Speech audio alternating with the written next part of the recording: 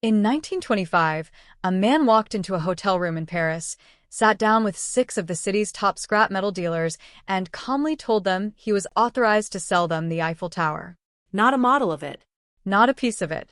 The whole tower. As scrap. And here's the part that should terrify you.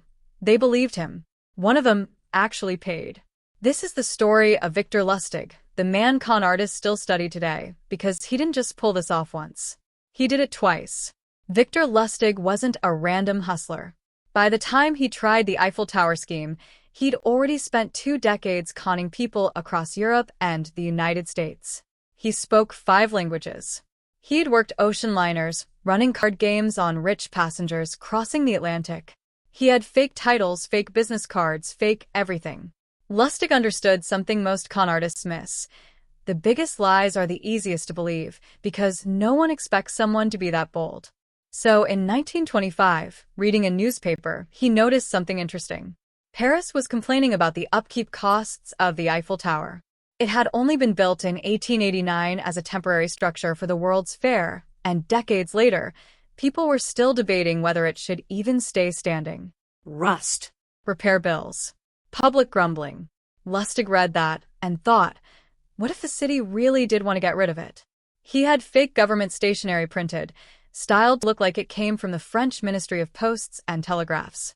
He wrote to 6 scrap metal dealers, inviting them to a confidential meeting at the Hôtel de Crillon, one of the most prestigious hotels in Paris. At the meeting, Deputy Director General Lustig explained the situation with a straight face.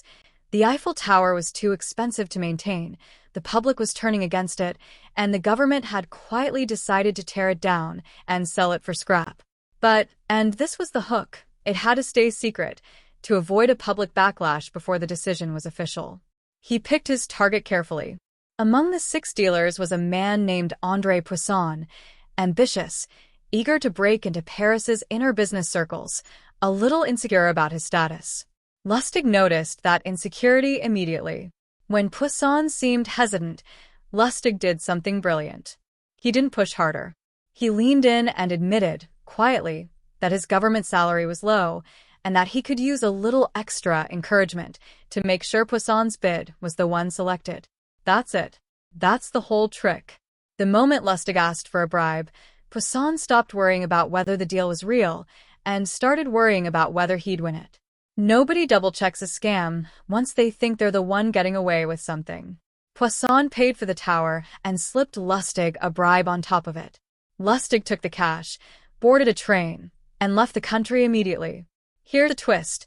Poisson never went to the police. He was so humiliated at the idea of admitting, publicly, that he'd been tricked into buying the Eiffel Tower, that he just let it go. No investigation. No headlines. Nothing. And Lustig noticed that too. A few months later, he came back to Paris and tried the exact same scam again, on a different group of scrap dealers. This time, one of them got suspicious and went to the police before paying. Lustig fled to the United States, where he went on to run cons on Al Capone himself, and was eventually caught for something else entirely, counterfeiting U.S. currency so good, the Secret Service called him one of the most dangerous counterfeiters they'd ever encountered. Victor Lustig sold the Eiffel Tower for the same reason all great cons work.